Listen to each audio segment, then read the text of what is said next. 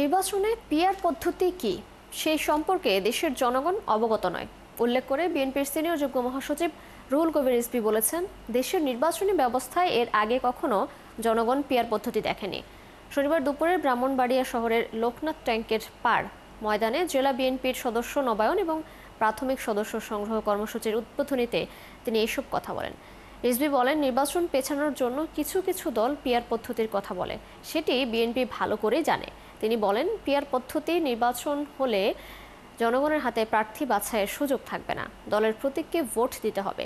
বরং পিআর পদ্ধতিতে নির্বাচন হলে রাজনৈতিক দলগুলো আরও বেশি কর্তৃত্ববাদী হয়ে উঠতে পারে বলেও মন্তব্য করেন বিএনপির এই নেতা।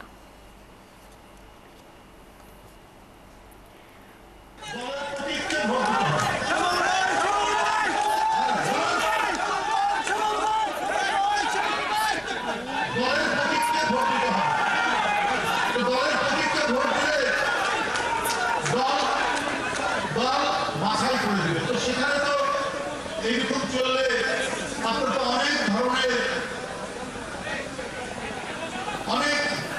অনৈতিক ঘটনা, অনেক ধরনের রাজনীতি বিরোধী ঘটনা